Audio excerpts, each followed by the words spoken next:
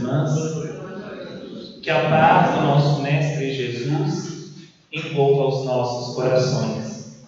Mais uma vez, a alegria, a grata satisfação de estarmos aqui nessa casa novamente, revendo aos nossos irmãos, recebendo esse abraço caloroso, amigo. Muito obrigado pela presença de cada um de vocês. Muito obrigado aos companheiros de São Francisco pela companhia aí na viagem até aqui. Santa Fé do Sul, essa cidade tão agradável, tão acolhedora, que recebe a todos com muito carinho.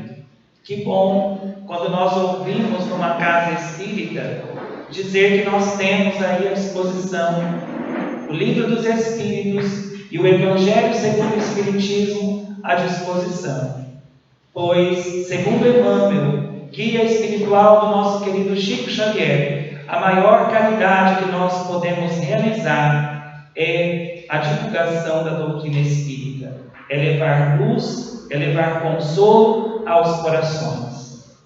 Meus amigos, quando a multidão buscava Jesus, não esperava encontrar no Mestre tão somente a cura para as suas enfermidades, para os seus problemas de ordem física, para as doenças que traziam. O Mestre não era apenas alguém que estava ali para curar os corpos. A sua palavra, a sua mensagem ia um pouco mais além. A mensagem de Jesus penetrava os corações e promovia mudanças no íntimo de cada um. Jesus era aquele que veio doar o pão da vida, a mensagem de libertação para os corações. Porquanto, o próprio Mestre vai dizer: conhecereis a verdade e ela vos libertará. E quando nós falamos, quando nos reportamos ao ensinamento de Jesus, conhecereis a verdade e ela vos libertará, nós poderíamos pensar: que verdade? A verdade sobre a vida do outro, sobre a vida do nosso irmão? Não. A verdade sobre nós mesmos. Porque o autoconhecimento nos liberta. Quando nós procuramos nos conhecer, quando Jesus vem, através do seu Evangelho, descortinar a nossa alma, nós passamos a nos conhecer. E em nos conhecendo, temos que tomar uma postura, uma atitude de mudança. O Evangelho do Mestre não é apenas para ser conhecido. Na verdade, nós temos que conhecer a mensagem, meditarmos na mensagem, refletirmos sobre essa mensagem e procurarmos vivenciar a mensagem de Jesus. Não podemos ser ouvintes apenas da mensagem de nosso Senhor, quando Ele vem nos convidar a vivermos os seus ensinamentos. Na noite de hoje, nós falaremos, a pedido de nosso irmão, dirigente da casa, a respeito do capítulo 16 do Evangelho segundo o Espiritismo. Não podeis servir a dois senhores, não podeis servir a Deus e a Mamon. E retiraremos então do capítulo 16 alguns fragmentos e de outras obras espíritas trechos para que a gente possa conversar um pouquinho. Em determinado momento, narra o Evangelho que um jovem de posses, se aproxima do Mestre Jesus e diz ao Mestre: bom Mestre, que devo fazer para ganhar a vida eterna? E Jesus, olhando para aquele jovem, vai dizer: bom? Por que me chamais bom? Só Deus é bom. Mas, se queres ganhar o reino dos céus, guardai os mandamentos. E o jovem, olhando para a face de Jesus, vai lhe perguntar: Mestre, mas quais mandamentos? Não furtareis, não cometereis adultério, não levantareis falso testemunho, honrarás ao teu pai e à tua mãe, amarás o teu próximo como a ti mesmo. E este jovem, ouvindo o que Jesus dizia, vai dizer ao mestre: mas Senhor, eu tenho feito tudo isso, desde a minha mais tenra juventude, eu tenho seguido esses mandamentos. O que devo então fazer para ganhar o reino dos céus?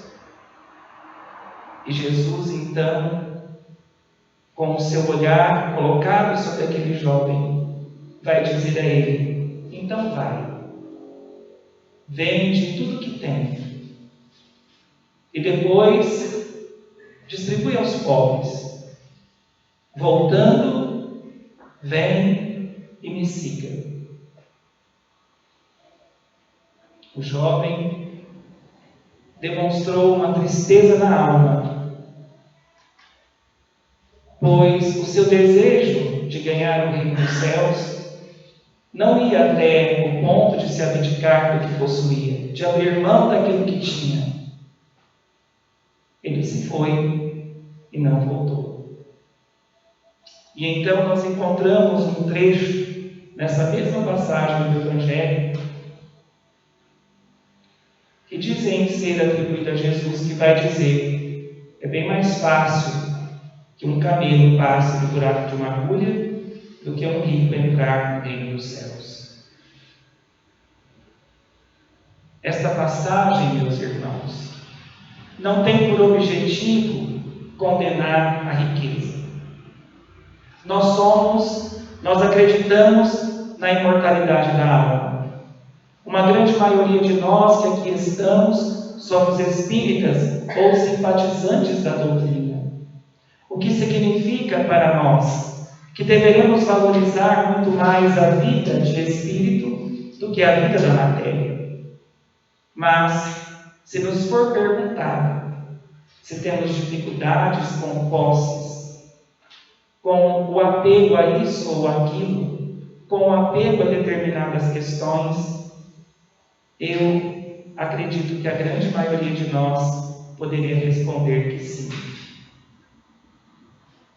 Se Jesus nos dissesse: quer me seguir? Largue isso, largue aquilo, deixe isso. Muitos de nós falavam: mas isso é demais para mim. Não consigo. Essa passagem do Evangelho, meus queridos, Jesus não está querendo dizer que para que a gente ganhe, para que a gente entre no reino de Deus, a gente tenha que se tornar mendigo, ou a gente tenha que abandonar tudo quanto nós possuímos. Jesus estava, na verdade, ajudando aquele jovem a penetrar na intimidade de si mesmo. Ele se considerava justo segundo a sua medida, mas Jesus o ajuda a perceber que ainda existia algo nele que precisava ser trabalhado, que precisava ser lapidado. Todos nós estamos aqui vivendo experiências riquíssimas aqui na Terra. O mundo encarnado, a condição de estarmos encarnados aqui no planeta, oferece para todos nós condições preciosas para o nosso aprendizado, para a nossa evolução. Mas precisamos saber bem aproveitar essas condições. Muitos irmãos poderiam pensar assim: o que é pior? Ou o que é melhor? A riqueza ou a pobreza? E a gente fala: claro, a pobreza é mais difícil. Levantar cedo, não tem o açúcar para pôr no café. Se tem o café, não tem o açúcar. Se tem o pão, não tem isso. É mais difícil a pobreza.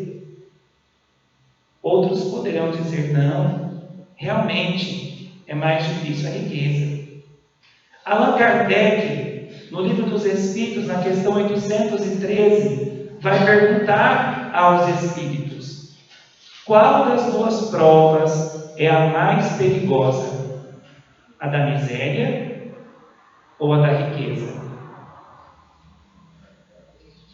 E os espíritos respondem ao mestre, a Kardec, né? A miséria provoca lamentações e a riqueza leva aos excessos. Não existem provas melhores e nem piores. Existem provas, existem necessidades que nós atraímos para trabalharmos a nossa evolução. E aí Kardec pergunta novamente, na questão 816, ele vai dizer assim: estando o rico sujeito a maiores tentações, também não dispõe de maiores condições para auxiliar os que precisam? Se a riqueza é fonte de maiores tentações para o espírito, mas também não é fonte de maiores possibilidades de fazer o bem, e os espíritos vão responder certamente que sim.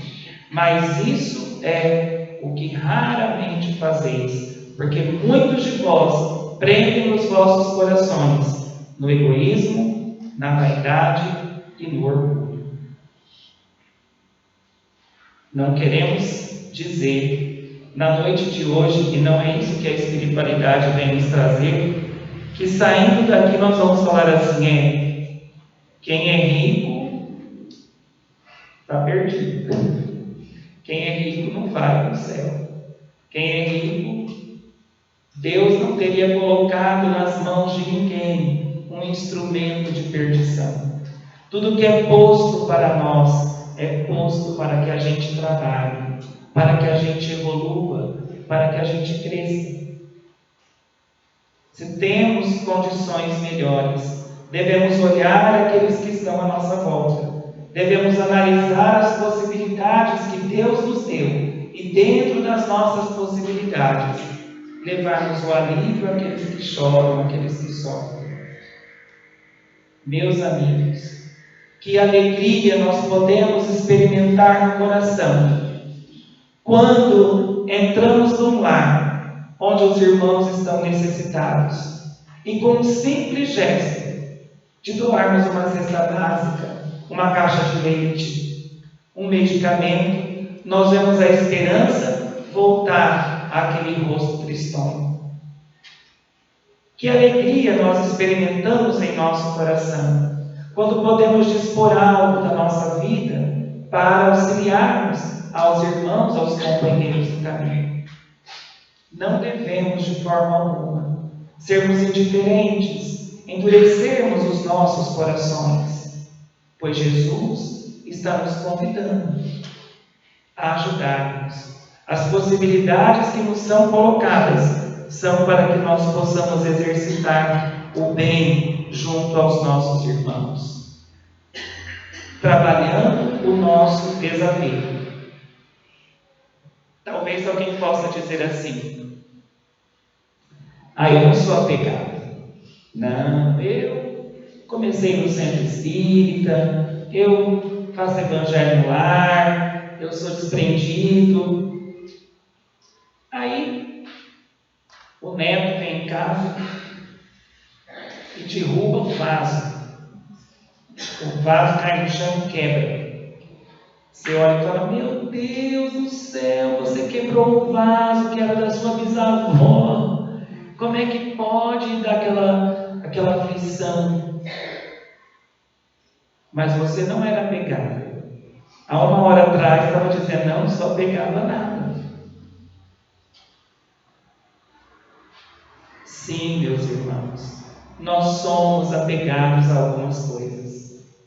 E não é o fato de ter muito ou pouco dinheiro na carteira, não é o fato de ter uma conta no banco mais poupuda, menos poupuda. O fato é que nós nos apegamos a muitas coisas. Nos apegamos ao nosso corpo, nos apegamos à nossa aparência.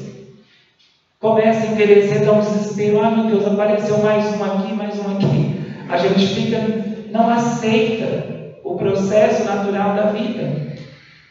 Nós somos apegados à posição social, à postura que nós temos, ao certificado que nós temos, ao diploma do curso que nós temos. Eu lembro de uma situação que uma senhora se dirigindo a jovem, estava atendendo no caixa do supermercado. E a senhora que estava na fila, quando chegou a vez dela ser atendida, já estava irritada. Porque a fila do mercado é uma bênção para a gente treinar a paciência. Então, na fila do mercado, não fica remoendo. Faz uma prece por alguém que precisa, faz uma prece pelos trabalhadores do centro, mas não fique remoendo. E essa senhora, quando chegou, ela começou a ser atendida pelo caixa do mercado, ela se irritou com a moça disse alguma coisa a ela, e ela falou assim para a moça: a senhora sabe com quem a senhora está falando? A senhora sabe, você sabe, mocinha, com quem que você está falando? A mocinha olhou para essa senhora com muita delicadeza, com muita educação, falou assim: olha, realmente eu não sei quem a senhora é, mas se a senhora estiver perdida, eu posso anunciar no microfone do supermercado e a gente pode ver se encontra quem é responsável pela senhora. De repente estava sofrendo de Alzheimer, né? Estava com algum probleminha. Então a gente não pode ser contrariado. A gente acha, se alguém nos contraria, a gente tem que fechar a cara e mostrar que a gente não gostou, que a gente está com raiva. Isso não é apego.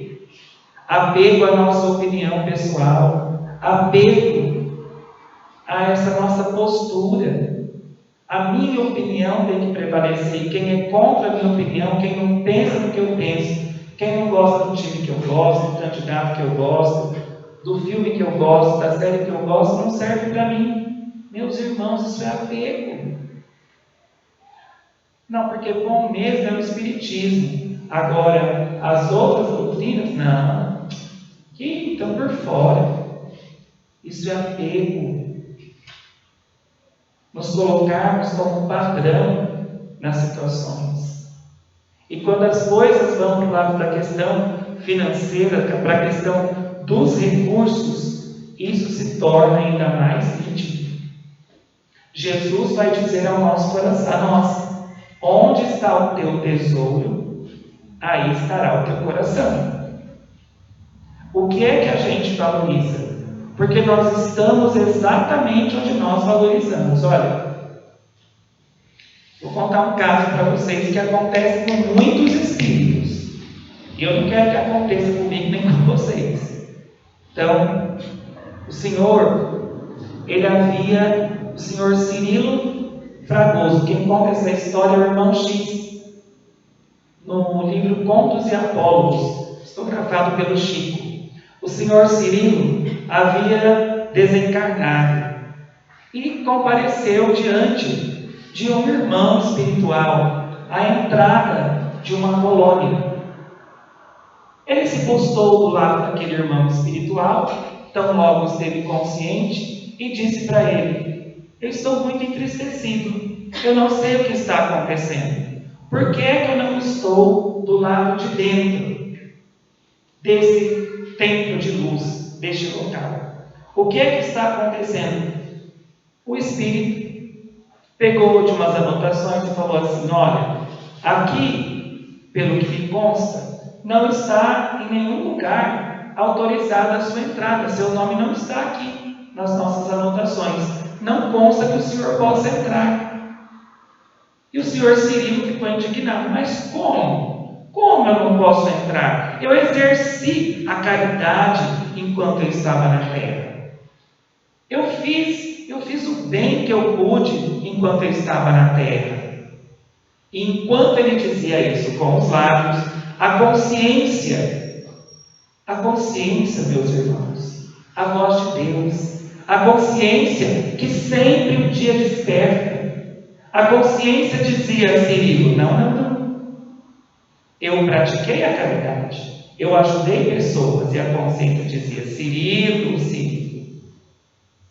E o anjo disse assim: bem, Se o Senhor está a me dizer que fez a caridade, então eu peço que o Senhor retorne à terra e traga as suas anotações do que foi feito.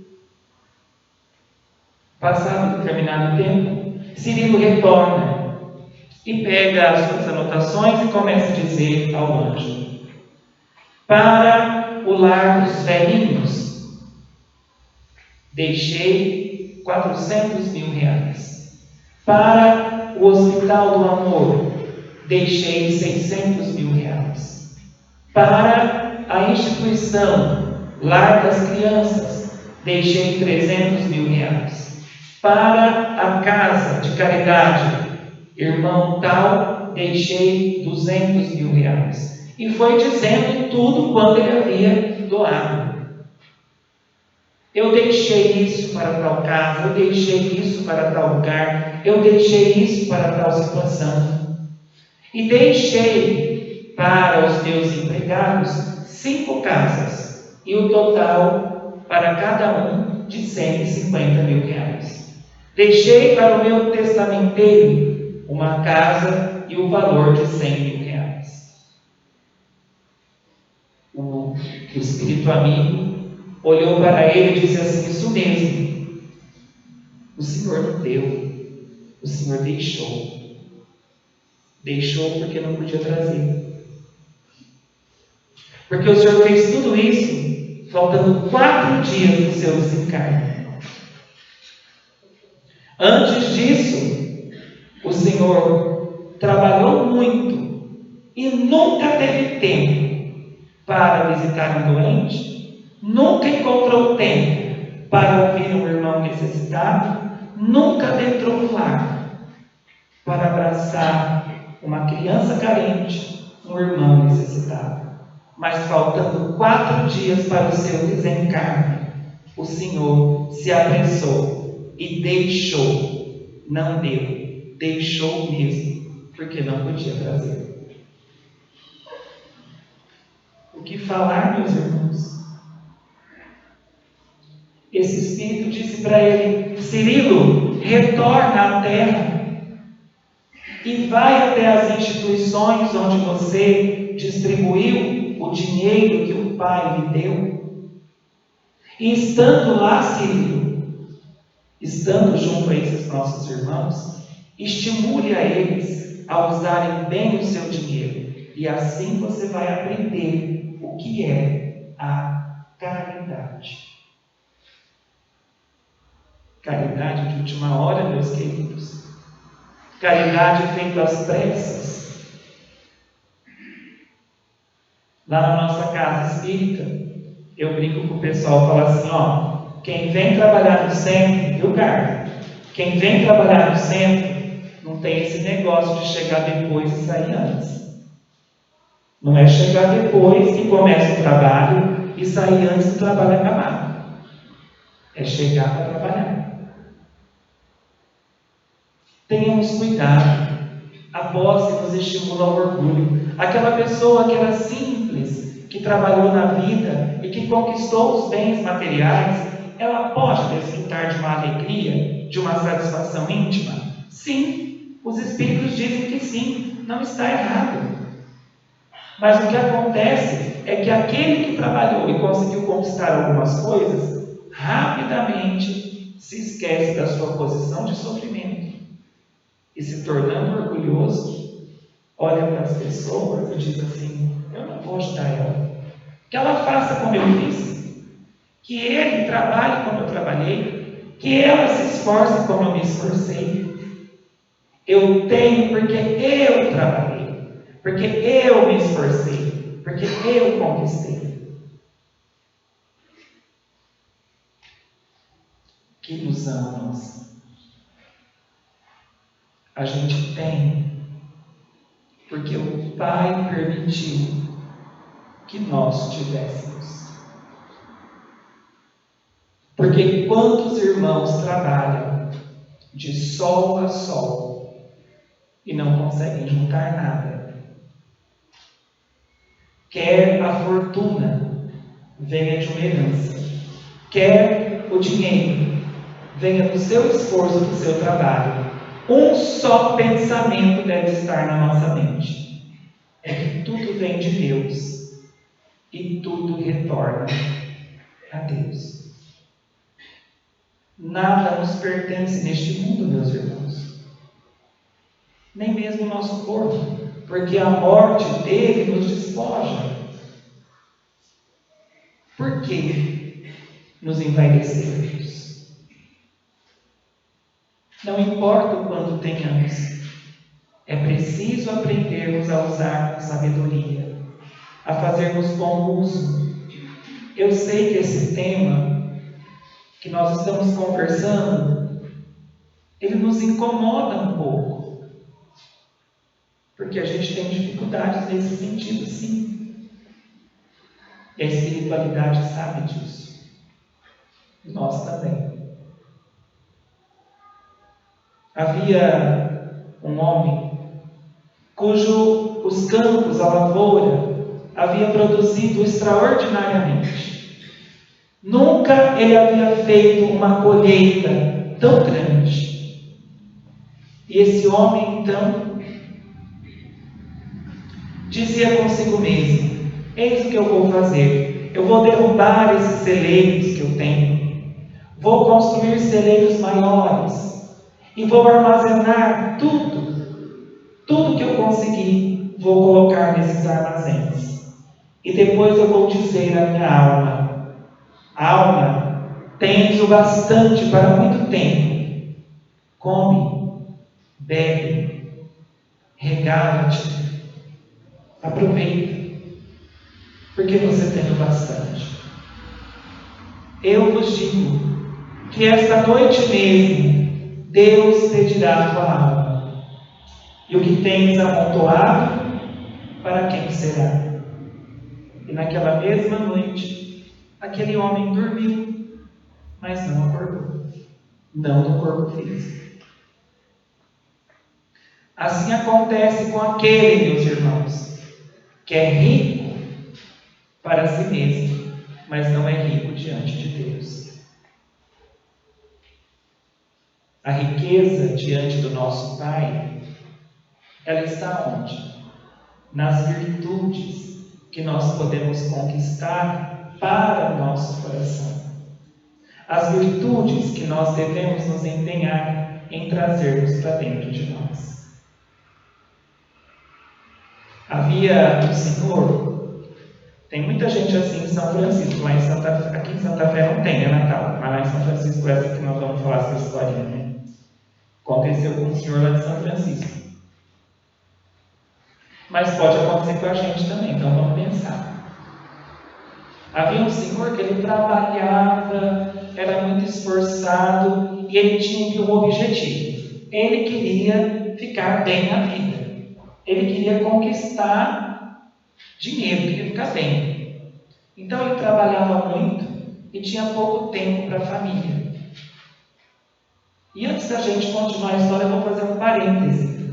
Quantas pessoas que não dizem assim: não, eu trabalho muito e quero juntar dinheiro porque eu vou deixar para os meus filhos, eu vou deixar para os meus netos.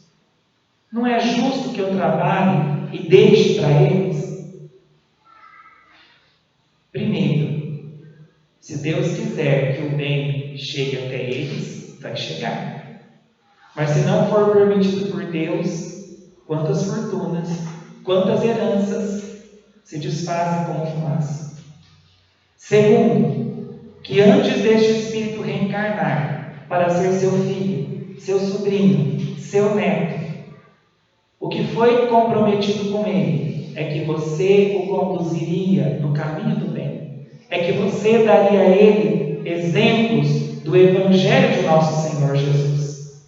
Não era entupir ele de coisas materiais, mas sim trazer a ele exemplos do Evangelho de nosso Senhor Jesus. Então, aqueles que dizem que vão trabalhar muito para deixar muito aos filhos, a espiritualidade vem dizer: deixe um pouco menos e ensine a ele a não ser egoísta. Ensine a ele a distribuir. a doar alguma coisa aos irmãos do caminho.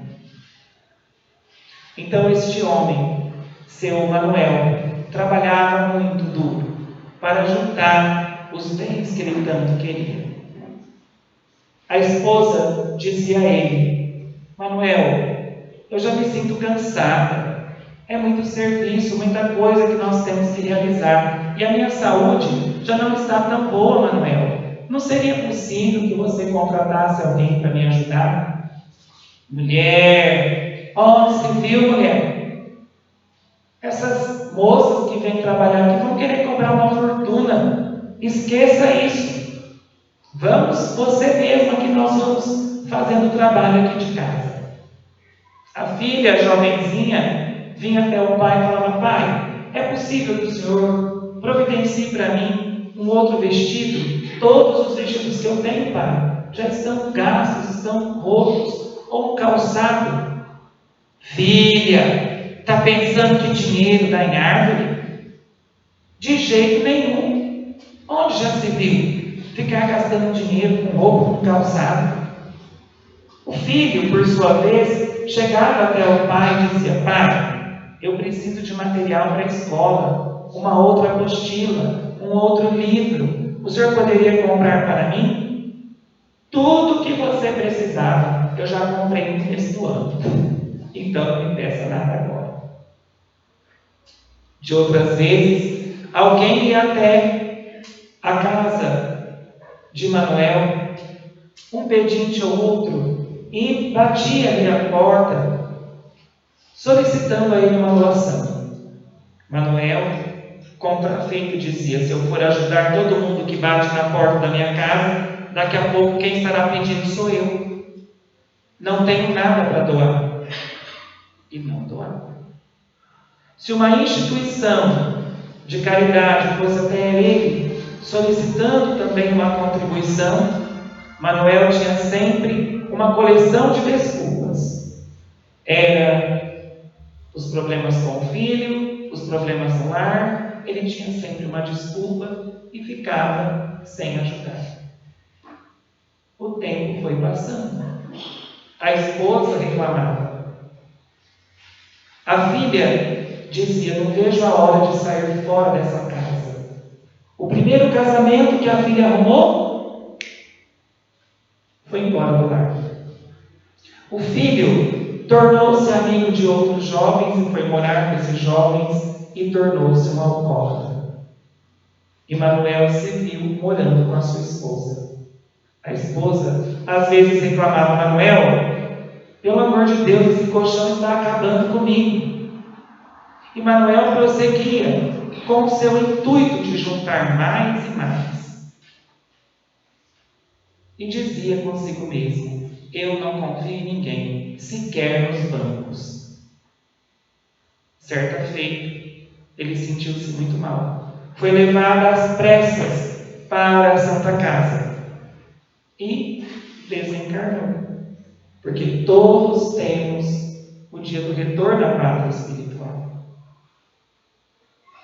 Manuel, em espírito, retornou ao lar e viu quando os filhos e a esposa se reuniram para decidir o que fariam com seus bens. O que fariam? Suas camisas, seus calçados, com aquilo eles viviam uma vida quase de miséria, porque o marido só vivia para guardar o dinheiro. A esposa falou assim: bom, já que nós vamos mudar as coisas aqui em casa, vamos começar jogando fora aquele colchão que eu não aguento mais. Os filhos ajudaram, pegaram o colchão, levaram para fora. E Manuel, em espírito, gritava: não, não, não, não, não, não, não, não, não. E ele teve quase que um ataque, meus irmãos, quando atiraram fogo no velho colchão onde estava todo o seu dinheiro. Em espírito, ele viu quando a família queimou o colchão, o dinheiro de uma vida, uma fortuna. E naquele instante em que as chamas consumiam as notas que estavam ali, Manuel ouvia dizer: não ajunteis tesouros na terra, onde a traça e a ferrugem corroem, onde os ladrões roubam, mas ajuntai tesouros no céu, onde os ladrões não roubam, as traças não corroem. De que adianta ser rico para o mundo e não ser rico aos olhos de Deus? O Espírito Pascual, no capítulo 16 do Evangelho segundo o Espiritismo, diz assim: os lugares aqui se compram. Os lugares aqui se compram. Mas não é com dinheiro que podeis pagar esses lugares. Podeis pagar esses lugares com as qualidades do coração. Podeis pagar esses lugares com as virtudes. Sois ricos de qualidades. Vinde, e lhes será oferecido um bom lugar. Sois pobre, ireis deitar sobre a talha.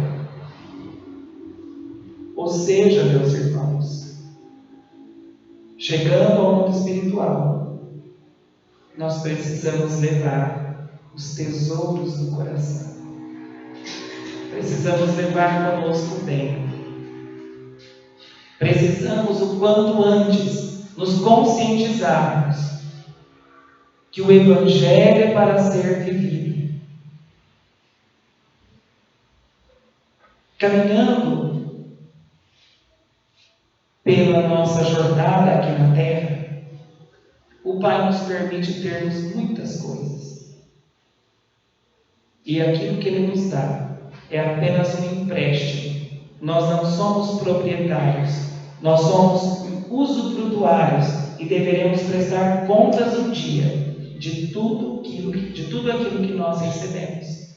Se você é inteligente, se você é uma moça, uma senhora, um rapaz que tem inteligência, use a sua inteligência para o bem, porque a inteligência também é uma riqueza.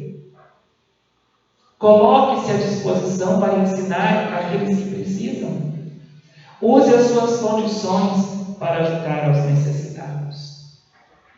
Lembremos a rainha da França, ao dizer no Evangelho segundo o Espiritismo: rainha, eu fui entre os homens. Rainha, eu imaginava entrar no reino dos céus. Que decepção a minha, quando vi acima de mim, mas bem acima, aqueles que eram empregados, que eram subalternos, e hoje me vejo obrigada a pedir a eles a ajuda que preciso. Aqueles que antes foram seus funcionários, foram seus subalternos, ela agora estava numa posição inferior a eles. Que admiração nós vemos em contrapartida com a rainha Isabel de Aragão. A rainha Isabel, conhecida, casada com o rei Dom Dinis de Portugal. Dom Dinis era um esposo severo, um rei avaro, que deixava o seu povo passar necessidade para acumular os seus tesouros. Vede, meus irmãos, como a avareza nos faz adoecer. Quando nós concentramos a nossa atenção sobre os bens materiais, nós esfriamos os sentimentos. Quando nós nos concentramos sobre os bens materiais, esfriamos os sentimentos.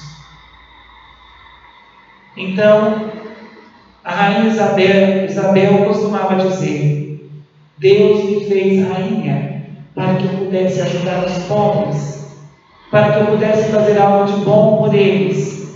E ela então, escondida de seu marido, recolhia moedas de prata do seu tesouro, escondia em seu avental e saía pelas ruas mais simples da cidade, levando a moeda às pessoas mais pobres, aos irmãos mais carentes, para que eles pudessem comprar o alimento.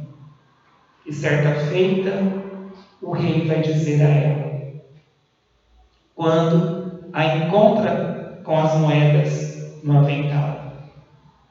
Isabel, o que tens aí? Isabel, naquele instante, eleva o seu pensamento em súplica a Deus. Olha para o rei, sabendo que naquela época a palavra de um rei valia como a palavra de um Deus. Ele poderia determinar a morte dela, acusá-la de furto à coroa.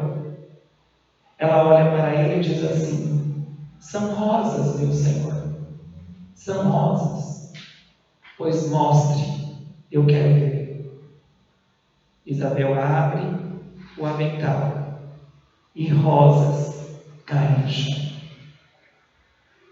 demonstrando o amparo e a misericórdia de Deus junto daquela nossa irmã. Encerrando a nossa fala, meus irmãos,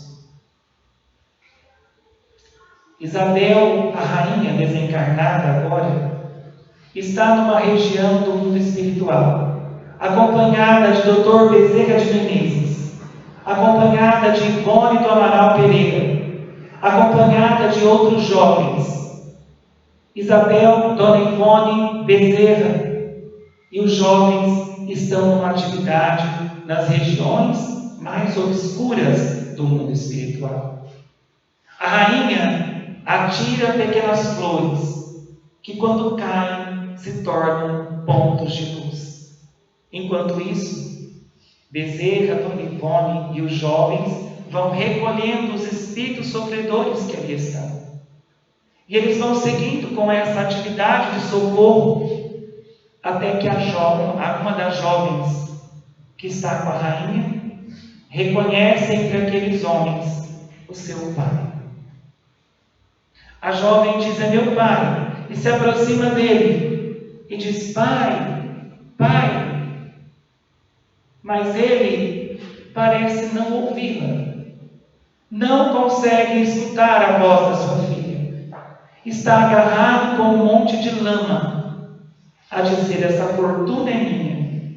Todos enxergavam lama e ele enxergava células de dia. Completamente tomado pela ilusão. Então Dona Ivone diz: filha, o socorro para ele, no momento não poderemos atender. Quem foi este homem? Foi um agiota na terra. Foi um agiota por muitos anos. E ali permanecia nas regiões inferiores, agarrado a lama e terra, acreditando ser divino. Pensemos nisso, meus filhos. Pensemos nisso.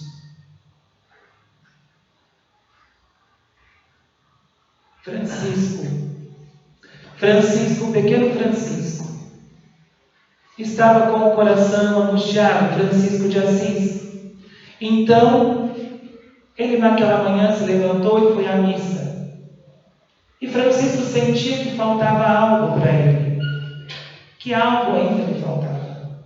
Francisco, então, adentra a capela, assiste à missa. O padre, durante a celebração, vai dizer: quando sairdes para pregar o Evangelho, quando fordes levar a mensagem de nosso Senhor Jesus, não leveis 2 túnicas, não levei uma bolsa de moedas, mas ide, porque o trabalhador tem direito ao alimento, e o Pai que alimenta as aves do céu saberá alimentar os seus filhos que aqui trabalham na terra. Francisco diz: é isso, é por isso que eu estava angustiado. Eu ainda tenho muita coisa, eu ainda preciso me despojar de algo. E então, o pobrezinho de Assis, que já era simplicidade, tirou as sandálias, tirou o cinto que ele tinha e colocou um cordão. E passou a andar descalços e com um cordão na cintura. E cantava de alegria: agora sei, é bem isso que sei, é estar entre meus irmãos, desapegado de todas as coisas. E prosseguia seu caminho. Devotamento, meus filhos. Quando você estiver seguindo pela calçada e avistar ao longe um mendigo que vem na sua direção, não troque de lado da calçada. Não atravesse a rua para não encontrar com aquele mendigo. Siga em direção a ele. Ofereça-lhe o seu sorriso. Pergunte o seu nome. Converse com ele. Se puder dar-lhe algo, dê. Quando alguém quiser desfazer de você, te tratar com desmerecimento, quiser te rebaixar, não se revolte. Lamente essa pessoa que precisa te diminuir para que ela se sinta grande. E siga o seu caminho, porque você é luz. Lembre-se de todos aqueles nossos irmãos que se desprenderam das suas imagens e das suas fortunas. Lembre-se de Madre Teresa renunciando ao convento. Lembre-se de Siddhartha Gautama, o Buda, deixando a condição de príncipe para buscar a sua iluminação. Lembre-se de nosso Senhor Jesus, que abriu mão das esferas espirituais superiores para estar entre nós aqui na Terra, recebendo a sua mensagem de amor.